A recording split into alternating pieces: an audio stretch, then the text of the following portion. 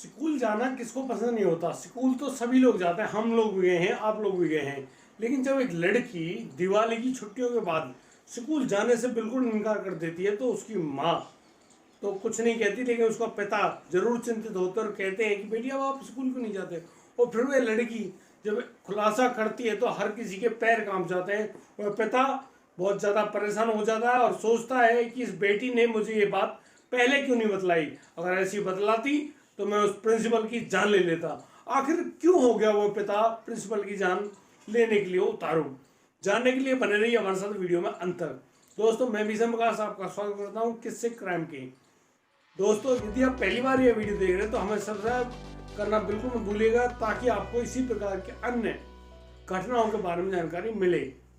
दोस्तों मैं बात कर रहा हूँ राजस्थान के प्रसिद्ध जिले अलवर की। अलवर का एक शहर होता है छोटा सा, जिसका नाम है भिवाड़ी। भिवाड़ी शहर का एक गांव होता है। उस गांव में वह लड़की 10वीं क्लास में पढ़ रही होती है और वह अपने पिता के सपनों को पूरा करना चाहती। वह अपने पिता से अक्सर कहती कि पापा मैं पढ़ लिख कर एक डॉक्टर बनना चाहती हूँ और मैं इसी पढ़ाई को आगे जारी रखना चाहती हूँ। तो उसके पिता उसका ढंग से ख्याल रख पाते हैं। वह लड़की जो है, उसकी जो माँ है वह गूंगी है, बोल नहीं पाती हैं और वह कानों से बहरी भी हैं। इस प्रकार से वो विकलांग है और उस वजह से वो अपनी बेटी से खुलकर बातचीत नहीं कर पाती हैं। लेकिन जब उस लड़की ने स्कूल जाने से मना कर दिया अपने पिता से, तो उसके पिता बड़े हैरान हुए और कहने लगे बेटी आप तो अक्सर कहती भाई पढ़ लिख कर आप इतनी अच्छी डॉक्टर बनोगी, लेकिन अब आप स्कूल जाने के लिए तैयार नहीं हो। आखिर बात क्या है, घटना क्या हुई है, क्या कहना चाहती हो, कुछ हमारे भी तो समझ में आए, कुछ हमारे भी तो पल्ले पड़े। तब वह लड़की पहले तो हिचकिचाती है अपने पिता को बताने में, लेकिन जब उसको लगता है कि उसकी माँ तो उसकी बात को सुन नहीं पाएगी और ना ही उसका साथ दे पाएगी, वह लड़की अब उसका कोई और भाई बहन नहीं था, वह किससे कहती। वह अपने दोस्तों से भी नहीं घुल मिल पाती है। अपने ऊपर बीती हुई घटना को पिता को बता रही होती है। उस पिता को बात बताने से पहले वो फुट फुट कर रोने लगती है। तो पिता उस लड़की को अपने आलिंगन भरते हुए कहते हैं बेटी चुप हो जाए, मैं अब तक जो भी करता हुआ आया हूँ या गाड़ी चलाता हूँ या कुछ भी करता हूँ वह आपके लिए ही तो करता हूँ। आप ही अपने मन की बात मुझे नहीं बताओगी तो फिर मुझे बताएगा कौन, और फिर जो समस्या है उसको आप बताओगे तभी तो उसका निपटारा करेंगे। और वह लड़की जो 10वीं क्लास की छात्रा थी वह रोते हुए बताती है कि पापा जो गर्मियाँ गई हैं उन गर्मियों में जब अप्रैल का महीना चल रहा था तो अप्रैल के महीने में दो जो शिक्षिका हैं यानी कि हमारे जो मैडम है वो हमसे कहती हैं कि बेटी हमारे साथ स्कूटी बैठ के चलो, हम आपको कहीं ले चलना चाहते हैं। तो मैं उन शिक्षिकाओं के कहने पर उनके साथ स्कूटी पर बैठकर चली गई। तो वह स्कूटी चलते हुए एक ऐसी जगह पर पहुंचते हैं जो बिल्कुल सुनसान होती है। वहाँ पर 2 कमरे बने हुए हैं और वो घर सा बना हुआ है। और वहाँ पर पहुँच जाते हैं, वहाँ जाते हैं तो देखते हैं कि 3 अध्यापक और एक प्रिंसिपल वहाँ पर पहले से ही मौजूद है। वहाँ उनका खाना पीना चल रहा था, यानी कि खाना वगैरह वो खा रहे थे। और इसी बीच उस लड़की को एक पेय पदार्थ यानी कि कोल्ड ड्रिंक वगैरह दी जाती है, जिसको पीते हुए लड़की कब बेहोश हो जाए उसको पता नहीं चलता। और जब उसकी आंखें खुलती हैं तो वह पाती है कि वह निर्वस्त्र एक बेड पर पड़ी हुई है और वहाँ पर जो प्रिंसिपल है वह अपने कपड़े पहन रहा है। वह ये देखकर अचानक से घबरा जाती है और वह आंखें खोलकर और देखना चाहती है तो वहाँ पर वो 2 शिक्षिका और 3 शिक्षक भी मौजूद हैं। और जो शिक्षिका हैं वो उस लड़की की अश्लील वीडियो बना रही होती है अपने फ़ोन के अंदर। दोस्तों वहाँ जब मैं पूछती कि ये क्या हो रहा है तो जो प्रिंसिपल है वो बताता है कि तुम्हारे साथ हमने मज़े लूटे हैं, यानी कि मज़े किए हैं। और अब लड़की को महसूस होता है कि उस लड़की के साथ प्रिंसिपल ने बलात्कार किया है, यानी कि वह अब दुष्कर्म का शिकार हो गई है और उस दुष्कर्म की शूटिंग भी फ़ोन में कर ली गई है शिक्षिकाओं द्वारा। अब वह लड़की बहुत ज़्यादा घबरा जाती है और इसी घबराहट में वह रोने लगती है और कहती है कि अब वह अपने पिता से कहेगी कि तुम लोगों ने मेरे साथ ये सब किया है। तो जो प्रिंसिपल है वह उस लड़की को धमकाते हुए कहता है, उसको धमकी देते हुए कहता है कि मेरा भाई मंत्री है और मंत्री होने के नाते मैं तुझे तेरी माँ और बाप को मरवा दूंगा और तुम्हें पता नहीं चलेगा तुम्हारे शरीर कहाँ सड़ गए हैं। वह लड़की तब भी नहीं मानती और बिल्कुल नहीं घबराती है।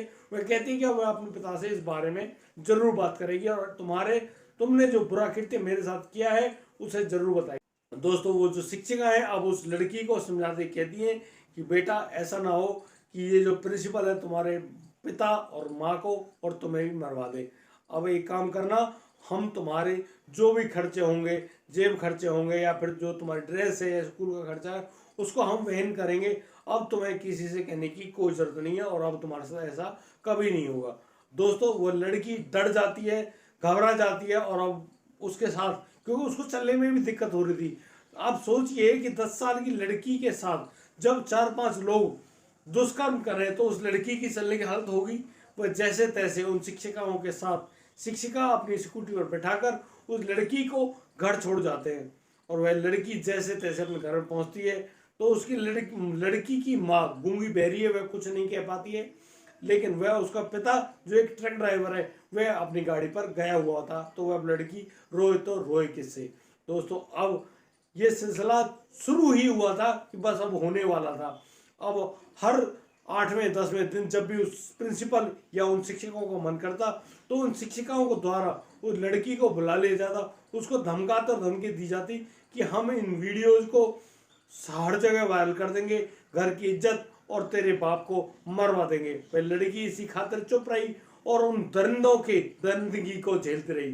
बड़ा बुरा हुआ उस बच्ची के साथ। और जब वह ऐसा होते होते करीब 6-7 महीने बीत जाते हैं तो पड़ती हैं दिवाली की छुट्टियां। दिवाली की छुट्टियों में वह जैसे तैसे वह लड़की अपनी हिम्मत जुटा पाती है और अब अपने पिता को सारी बातें बता रही होती हैं। वह लड़की फूट फूट कर रो रही होती है, उसकी हालत बहुत ज़्यादा गंभीर हो जाती है और वह लड़की यहाँ पर बहुत ज़्यादा परेशान भी है।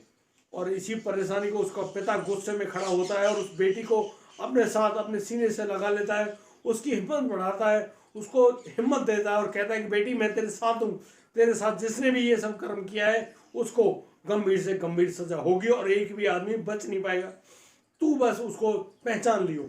दोस्तों अब इस बात को कहकर वह अपने आस पड़ोस के और भी 2-4-5 लोगों को इकट्ठा करता है और सीधा पुलिस थाने पहुंच जाता है।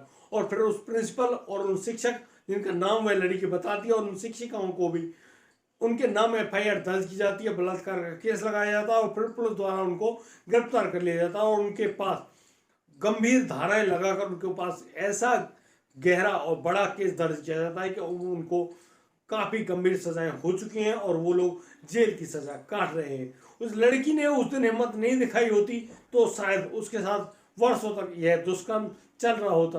दोस्तों हमारा कोई मकसद नहीं है कि हम आपको ऐसी दर्दनाक घटनाएं क्यों सुनाते हैं। दोस्तों हम आपको सतर्क करना चाहते हैं, सावधान करना चाहते हैं ताकि आप लोग सावधान रहें, सतर्क रहें और आपका बच्चा या आपका कोई परिजन इस प्रकार की दुर्घटनाओं का शिकार ना हो। दोस्तों ये बहुत ही शर्मनाक और गंभीर कर देने वाली घटना है। मैं आपसे निवेदन करता हूं कि आप लोग सतर्क रहें, बढ़िया रहें, अपने परिवार का इसी प्रकार से ख्याल रखते रहें, उनको सुरक्षित रखें। दोस्तों मिलता हूं एक नई वीडियो में, तब तक के लिए आप अपना आशीर्वाद मेरे ऊपर बनाए रखें। हमारी इन वीडियो को अगर आपको अच्छी लगी हो तो लाइक करें, कमेंट करें, शेयर करें और हाँ सब्सक्राइब करना बिल्कुल मत भूलिएगा। मिलता हूं एक नई वीडियो में, तब तक के लिए लेता हूं आपसे इजाजत। जय हिंद, जय भारत।